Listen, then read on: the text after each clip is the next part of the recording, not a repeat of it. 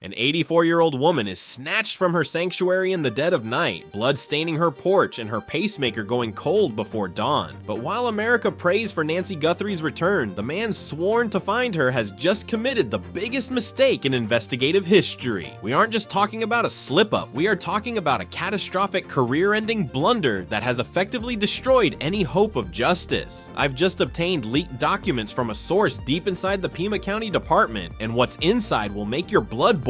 If you think this was an accident, think again. The hero of this story just became its biggest villain, and the clock isn't just ticking for Nancy, it's ticking for the man who let her vanish. To understand this betrayal, you have to understand Sheriff Chris Nanos. For years, he's operated like a king in Tucson, but his crown is made of lies. We're talking about a man who was suspended 8 times early in his career. Excessive force, insubordination, and off-duty gambling. His own officers? They don't even trust him, a staggering 98% vote of no confidence. He's been called a vindictive bully by the very people who worked above him for 40 years. This wasn't just a random officer. This was a man with a history of ego-driven failures. When Nancy Guthrie, mother of NBC's Savannah Guthrie, went missing on January 31st, the world expected a masterclass in policing. Instead, they got a masterclass in sabotage. Here is where the horror begins. When detectives first arrived at Nancy's home, they found a literal crime scene from hell. Blood droplets, a disabled security camera. But then, Nanos did the unthinkable.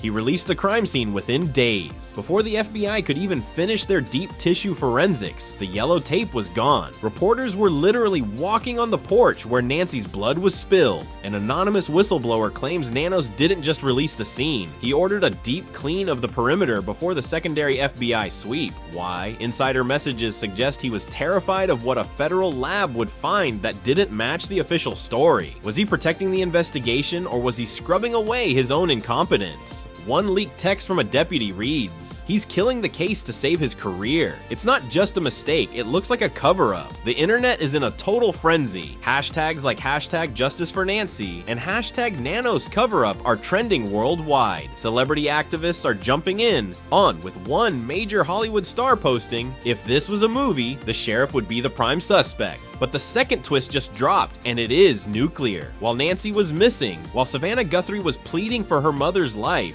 where was the sheriff? GPS data leaked to a major news outlet shows Nanos at the gym 4 times in 5 days. He was spotted driving a $70,000 Corvette Stingray while search teams were out in the mud.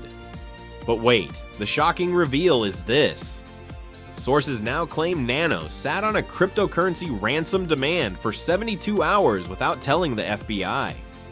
He tried to handle a federal kidnapping like a small-town bike theft. In a case where an elderly woman needs daily medication, 72 hours isn't a delay, it's a death sentence. The backlash is a Category 5 hurricane. Social media is a war zone. One viral Twitter thread with 5 million views claims, Nanos didn't lose Nancy, he traded her for silence. Even his own party is running for the hills. Pima County Supervisor Matt Hines, a Democrat like Nanos, refused to defend him, citing false testimony and misrepresented history. Fan debates are exploding. "He's a predator in a badge," says one top comment. Another claims, "The masked man at the door was a distraction. Look at the man in the Corvette." The industry is in shock. A retired FBI profiler just went on record saying, "You don't accidentally contaminate a crime scene of this magnitude. You do it to destroy a future prosecution. The divide is clear. The public wants the truth, and the sheriff wants his pension." But I saved the most terrifying detail for last. In December 2025, just weeks before Nancy vanished, Nanos sat for a sworn deposition. He was asked under oath if he had ever been suspended. He said no. We now have the El Paso police records that prove that was a cowardly lie. And here is the kicker, the final twist that will keep you awake tonight. A new report just surfaced claiming that the masked suspect didn't just know where the cameras were. He had the internal access codes to the home's security system.